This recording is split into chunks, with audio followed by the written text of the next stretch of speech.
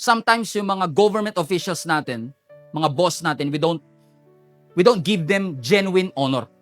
Honor lang kapag nakaharap.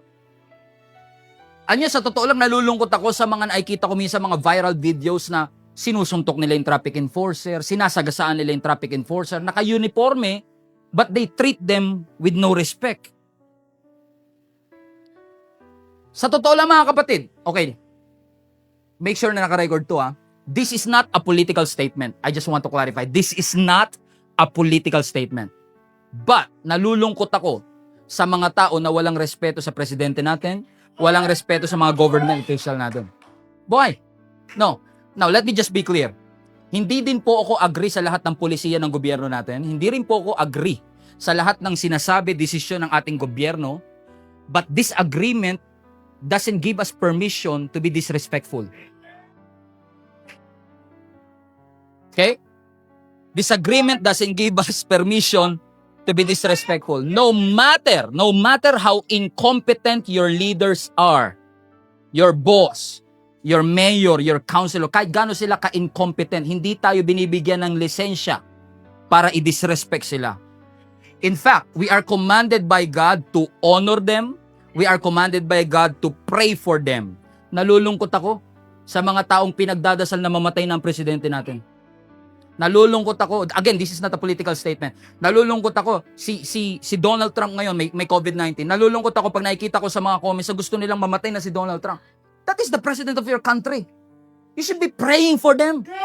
Now, I'm not saying agree ako sa lahat ng sinasabi ng presidente natin. Hindi ko sinasabing agree ako sa lahat ng desisyon niya. Maraming desisyon ng gobyernong ito na hindi ko rin gusto. Pero hindi yan binibigyan ako ng permission para i-disrespect sila. Kailangan ko silang lalo ngang dapat ipanalangin eh. Huwag nating i-allow ang culture, huwag nating i-allow ang generation na ito na mag-develop ng culture of dishonor. Hanggat buhay tayo. Hanggat tayo ang Kristiyano. Amen? Let's do our best para hindi mamayani ang culture of dishonor. Let me just say this to you with respect. Kung ang mga parents, inaalaw ninyo na hindi kayo galangin ng inyong mga anak, if you will allow disrespect in your house, if the pastors will allow dishonor in the church, if the teachers are allowing dishonor in her digital classroom, if we will allow Hollywood to raise our children, if we will allow entertainment industry to raise our children, kung hahayaan nating TikTok ang magpalaki sa ating mga anak, kung hahayaan nating Mobile Legends ang magpalaki sa ating mga anak, kung hahayaan natin na mga anak natin hindi nagsisimba, kung hahayaan po natin ang anak natin laging nagmumura, mga anak natin laging nambabastos, laging nangungupit, guess what? 15 years later, yan ang magiging mayor ng ating lugar. 15 years later, yan ang magiging police officer, magiging CEO, magiging teacher. 35 years later, senador nyo na yan. 35 years later, presidente nyo na yan. Tapos after 35 years, magtataka tayo, what happened to our country? We allowed it. We allowed the culture of dishonor. We allow the culture of not treating each other with respect. We build a culture out of it. We cannot blame the future generation because it's our job as a Christian to build a culture of honor. Hallelujah. Hindi ko sinasabing tama ang ating leaders. Hindi ko sinasabing tama lagi ang ating gobyerno. Hindi ko po sinabi yan eh. What I'm trying to say is that let's try our best to honor them. Okay? Walang masama na kung may mali ang leader natin, i-rebuke natin. Walang masama na kung may mali ang leader natin, sabihin natin. But this agreement is not a passage para tayo maging disrespectful. Pwede mo namang sabihin ng mali niya na hindi mo siya dinidisrespect eh. Pwede mo naman sabihin sa kanyang mali ang desisyon ng pastor natin na hindi natin sila dinidisrespect. At least in my opinion. If your opinion ay hindi katulad ng opinion ko, I respect you. I honor you still.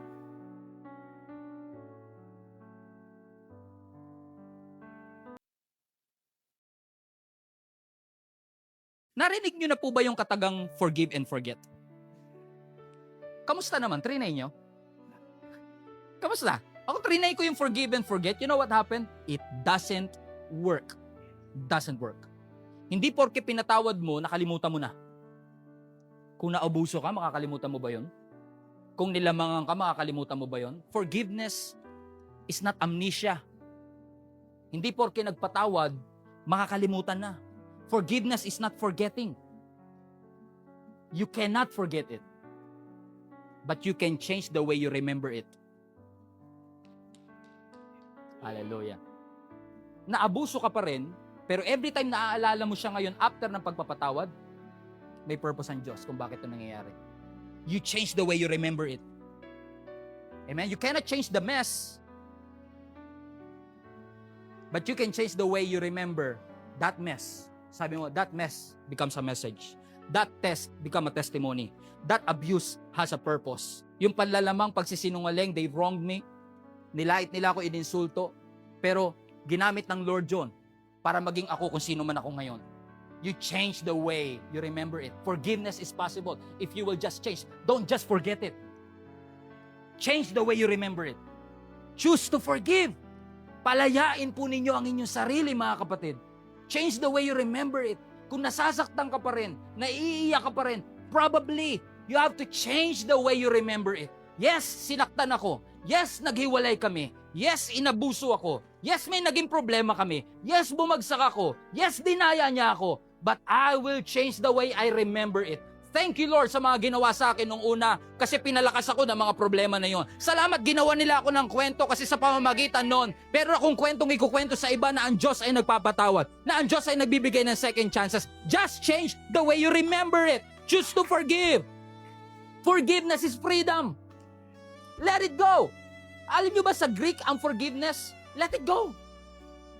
Yun ang ibig sabihin sa Greek. Send it away. Release it. Pakawalan. Kaya nga ang tawag natin, hold grudges. Hawak mo eh. Release the grudge. Release the pain. Alam kong masakit, pero pakawalan mo. Para sa'yo yan. Para lumaya ka. Release the offense and embrace forgiveness. Let it go. Hindi ka nagpapatawad para lang patawarin. Nagpapatawad ka kasi pinatawad ka ng ating Panginoon. Mga kapatid, ang galit hindi aalis hanggat di mo pinapakawalan. Ang pain hindi aalis hanggat hindi mo pinapakawalan. Magkatabi kayo sa church pero hindi kayo nagpapansinan. Magkatabi kayo sa cubicle pero hindi kayo nagkikibuan. Magkasama kayo sa bahay pero hindi kayo nag-uusap. Sabi niya kasi, Pastor, papanagutan niya ako. Sabi niya kasi, Pastor, papakasalan niya ako. Sabi niya kasi, Pastor, mahal niya ako. Kaya hawak-hawak mo. Dibdib na dibdib ka. Mag-release ka ng pagpapatawad, kapatid. Release that anger. Release that bitterness. Release that frustration.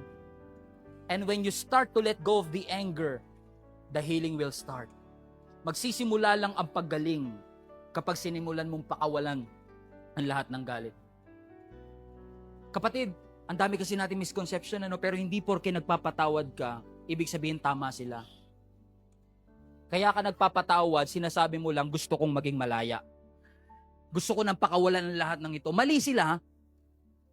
Nakasakit sila, sinaktan nila ako, pero kaya ako magpapatawad, hindi ko sinasabing tama sila. Kaya ako nagpapatawad kasi gusto ko nang lumaya, ayoko na nito.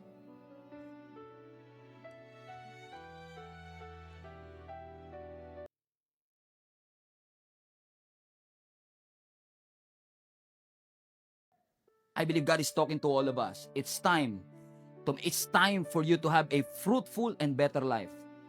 God wants our church to be fruitful. God wants your life to be fruitful. And fruitfulness is not a suggestion. Hindi sinabi ng Panginoon, go bear fruit. Suggest ko lang ha, no? Fruitfulness is a command. God is so serious in checking the fruits in our life. The evidence of your salvation. The goodness of God in your life.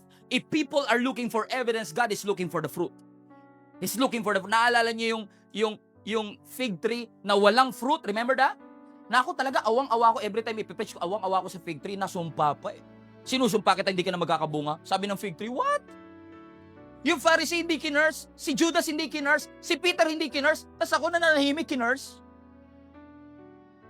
So yung fig tree na to, may dahon, pero walang bunga. Jesus was expecting a fruit because you're supposed to have the fruit. And you don't have fruit. You appear to have fruit, but you don't have fruit. You have the appearance, but you don't have the fruit. May krus kayo sa simbahan ninyo, pero wala kayong fruit. Why? Because God is looking for the fruit. Ang problema ng maraming churches, possibly kasama tayo, no? Sometimes, churches nowadays, we are more concerned about our appearance rather than the fruit. Pag hindi nagustuhan ng leaders yung suot mo, babatiin ka nila, hindi tama yung suot mo.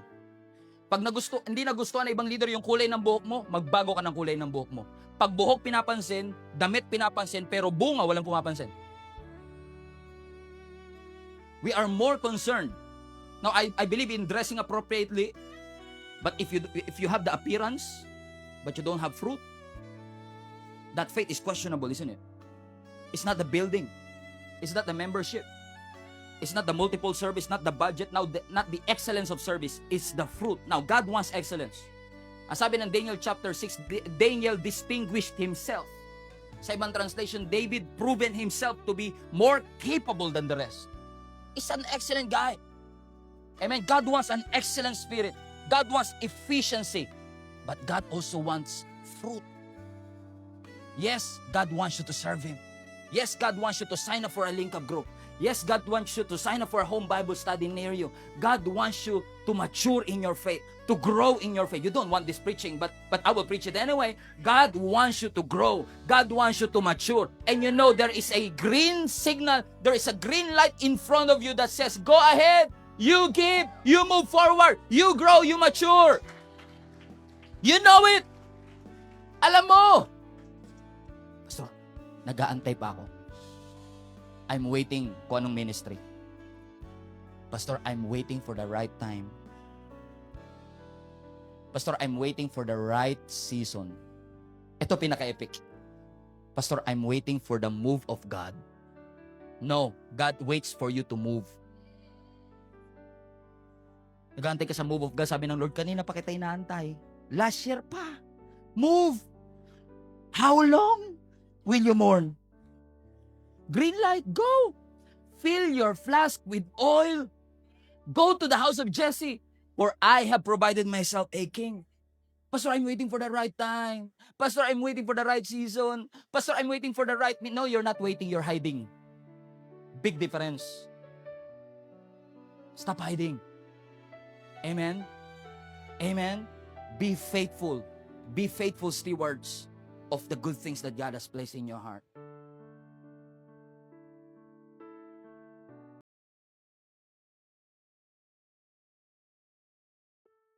Being in a relationship is a great feeling. Yung feeling na kinikilig ka, yung feeling na may naglalaan ng oras para sa'yo. Sino ba naman ang ayaw ng ganung pakiramdam, di ba? Lahat tayo siguro gusto natin yon. Pero alam nyo, huwag tayong magmamadali. Don't rush into marriage. Iba ang in lust sa in love. Ang lust is an emotion, pero ang love is a decision. Ang sabi nga nila, ang dalawang pinakamahalagang desisyon na pwede mong gawin sa buhay is to find the right God and to find the right partner. Huwag tayo mag-buy-in sa culture that we are in, kung saan parang ang laging sinasabi, you have to do it now, you have to have it now, you have to buy it now. Parang lahat ng tao nagmamadali. Sa pagpili ng career path, kailangan nagmamadali. Pag nag-i-start ng negosyo, kailangan magmamadali. Mag-abroad ba ako o hindi? Kailangan madaliin. Pag nasa abroad na, uuwi na ba ako for good? Anong kurso ang aking kukuhanin? And even worse, sino kaya ang aking papakasalan? Sino kaya ang nilaan ng Panginoon para sa atin? Now I understand, no, maraming pressures around us. Yung parents natin, ipipressure tayo. Yung tita natin, ipipressure tayo. Mga kaibigan natin, ipipressure tayo. Yung mga friends natin, sasabihin, oh, virgin ka pa rin hanggang ngayon. But you know what? We don't get married for sex. Hindi tayo dapat kinukonsume natin ang oras natin, kakahanap ng the right one. May tamang panahon para dito. Kasi kung lahat ng oras natin ay nakagugol lang lagi to find the right one, we are missing a lot of opportunity while we are in the season of singleness. Kailangan nating tandaan, i-remind ng ating sarili, we have to be faithful in the season that we are in. Ang sabi ng Bible, God has made everything beautiful in His time. Sa tamang panahon, lahat iaayos ng ating Panginoon. Nga lang minsan, kapag tayo nag-aantay, parang feeling natin mali ang ating naging desisyon. Pag tayo nag-aantay, feeling natin parang nasasayang lahat ng aking ginagawa. Pero alam nyo, kailangan nating tandaan, sometimes the right decision doesn't feel right. Hindi porke popular ay biblical. Hindi lahat ng idea natin ay ideal. Hindi lahat ng nice ay wise. Alam nyo, ang singleness is not a disease that marriage can cure. Kung tayo ay mas excited pa sa kasal kaysa sa taong ating papakasalan, we are in serious trouble. Your decision today will affect your destination. Kaya kailangan nating manalangin. Kailangan nating mag-ingat. The season of being single has a purpose. Huwag nating sayangin. Ba't hindi mo i-build ang iyong future? Ba't hindi mo i-build ang iyong confidence? I-remind mo ang sarili mo kung ano ang worth mo. Ba't hindi ka mag-aral mabuti? Hindi ka mag-ipon para sa iyong future? Let's not waste the season that we are in. Huwag tayo kagad magmadaling umalis sa pagiging single kasi baka may treasure sa ilalim ng paa natin na hindi natin makuha kasi nagmamadali tayong umalis. Siguro mas maganda i-remind natin ang ating sarili. Hindi porke kaya kang bilhan ng engagement ring ay sasamahan ka niyan sa suffering. Ayaw naman siguro nating makatuluyan puro liability at walang asset. Ang relationship must be out of love and not out of pressure. Pastor, para kasing feeling ko, hindi ako kompleto kapag wala siya. Parang feeling ko, hindi kompleto ang buhay ko kapag wala akong kapartner sa buhay. Well, you can be complete even when you are single. Kung ikaw yung tao na parang 50% na naghahanap ng another 50%, mali yatang motibo. Ang dapat yata nating i-goal, yung tayo ay 100% na naghahanap ng another 100%. Kasi in reality, nobody can give you what you really need. Kahit pa yung perfect guy mo, because only God can satisfy. Always remember, relationship is a place of giving. Huwag mong ipagpapalit ang gusto mo talaga sa gusto mo lang ngayon.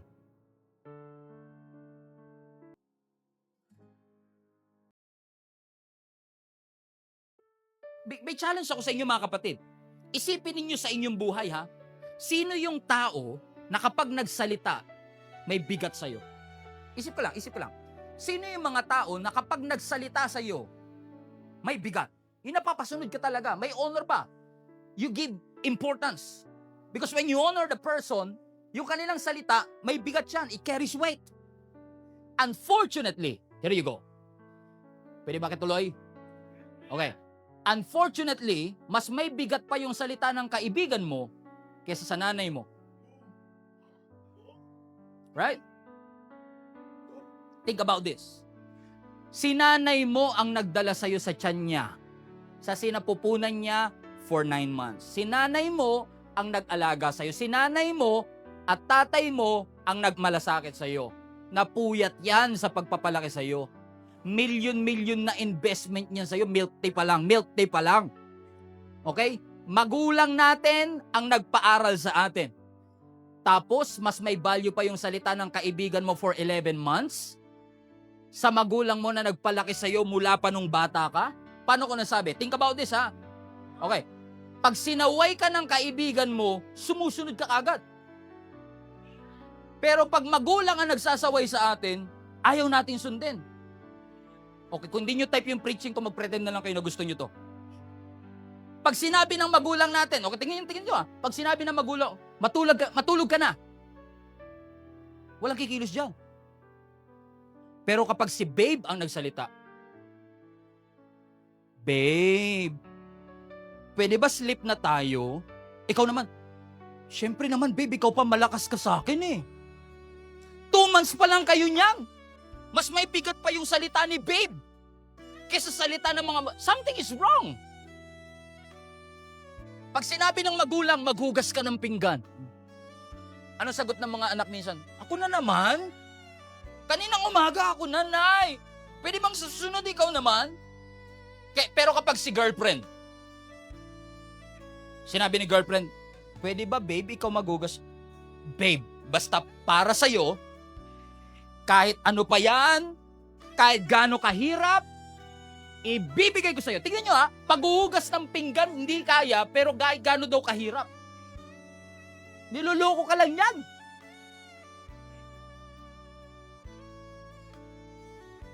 Itag nyo nga yung mga kaibigan nyo may mga boyfriend na illegal, sabi mo, niloloko ka lang yan. Ibibigay daw ang lahat. Willing daw mahirapan para sa'yo. Willing mahirapan para sa'yo. Pero yung pag-uugas ng pinggan, nahirapan pa. Ibig mo bang sabihin, ino-honor mo ang magulang mo pero walang bigat ang sinasabi nila sa'yo? I love my parents pero walang bigat ang sinasabi. What is love without honor? What is love without honor? Come on, somebody.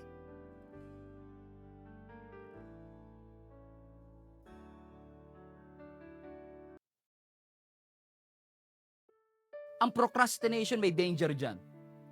Think about this. Kaya ka nagpo-procrastinate kasi feeling mo, kontrolado mo yung bukas. Right?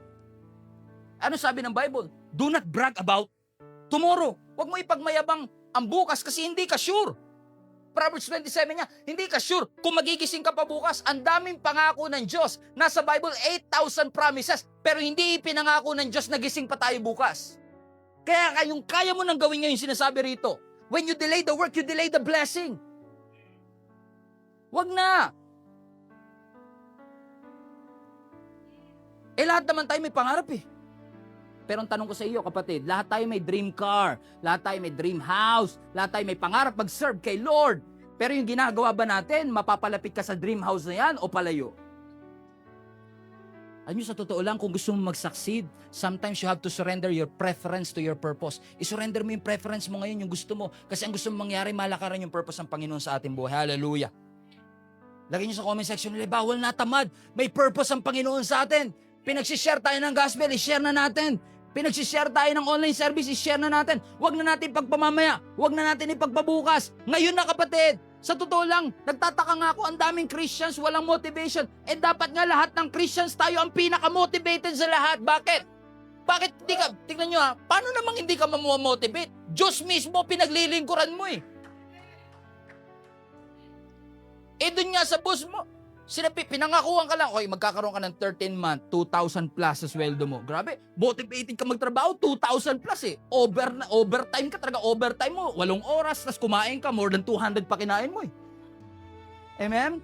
Kasi gusto natin, gawin natin to. Pero sa totoo lang, ito lagi ko ito sinasabi, nagpapakamatay ka sa boss mo na yan, hindi naman namatay yan para sa'yo eh. Si Lord namatay para sa'yo. Dapat tayo ang pinaka-motivated na maglingkod sa ating Panginoon. Kasi yung pinaglilingkuran mo, Diyos mismo. Ano ang sabi ng scripture sa Colossians 3? Whatever you do, work at it with all your heart. Look at this ha. As working for the Lord, not men. Kapag may ginagawa ka, para kay Lord yan. Minsan mas prefer mo talagang matulog kaysa magtrabaho eh. Ano masusunod? Preference o purpose? Sabi nga na isang commercial, para saan ka bumabangon? Ano nagbo-motivate tayo para bumangon at magtrabaho? Kung ang motivation mo para mas mataas na sweldo, mababaw na motivation yan. Kung ang motivation mo kaya ka nagtatrabaho, may deadline na kung kailangan i-submit, mababang motivation yan. Nakatingin kasi si boss eh. Kaya kailangan ko magtrabaho, mababaw na motivation niya. Pinipressure ako ng family ko magtrabaho eh. Napakababaw na motivation niya. No wonder, napakarami yung Christians nowadays, nagpe-pray lang pag may problema, umaattend lang pag pinaalalahanan, nagbabasa lang ng Bible kasi walang magawa, pero kapag naintindihan mo na ang buhay mo ay patungkol sa paglilingkod, may purpose ka, I believe that your life will never be the same again. Alam niyo, sa totoo lang, ito, i-Facebook niyo to ha. Kahit tamad, masipag din magplano. Di ba? Tamad pero masipag. Magplano yan. Alam mo, pag age ko, 31, marami na akong pera niyan, limpak na sa lapi. Pag sinara ko yung wallet ko, talagang umbok yan. Ang dami kong pala. Lahat tayo may plano eh. At kahit tamad, may plano din. Pero minsan, ano nangyari sa plano? So nag-aantay ako ng tamang opportunity. Nag-aantay ako ng tamang timing. Wala namang pumasama dyan. 7 years na, wala pa rin timing. Farmers who wait for perfect weather will never plant. If they watch every cloud, they will never harvest. Ang sinasabi rito, kung ikaw ay magsasaka, nag-aantay ka lagi ng perfect weather bago ka magtanim. At kung ikaw naman, lagi mo lang tinitignan yung clouds at nag-aantay ka ng perfect weather para mag-harvest. Nako, hindi po masama, okay, na antabayanan mo ang weather. Hindi po masama na tignan mo ang clouds kung meteorologist ka. Ang sinasabi ng scripture dito, kakaantay mo na mismo na yung seed time. Hindi ka na nakapagtanim at dahil hindi ka na nakapagtanim, hindi ka na aani. Pastor, nag-aantay ako ng tamang season. In fact, iba pa nga, perfect season. Nag-aantay ako ng perfect guy. Nag-aantay ako ng perfect job. Nag-aantay ako ng tamang season. And you are losing your seed time. Ano nangyayari? Dahil nawala na yung seed time, hindi na rin tayo nakakapag-harvest. Tapos pag nakita natin yung iba, successful. Sana all successful. Sana all may pera. Sana all may sasakyan. Sana all may trabaho sa ganyan. Sana all may ipon. Sana all may negosyo. Siyempre, na-convict ka naman, di ba? One day, magda-diet na rin ako. One day, magkakatrabaho na rin ako. Magkakaroon din ako niyo. One day, magkakaroon din ako ng ganyang kotse. Hindi masama to, hindi to masama. One day, magpapapayat na talaga ako. 14 kilos. Yun na lang matitira. One day. One day, yayaman din ako. Ang question ko, kailan ang day 1 ng one day mo? Kailan mo sisimulan? Kailan tayo hahakbang doon sa mga plano natin? Magandang idea yan. Magandang intention yan. Magandang trabaho yan. Pero hindi naman pwedeng magaling lang tayo sa statement pero mahina tayo sa commitment.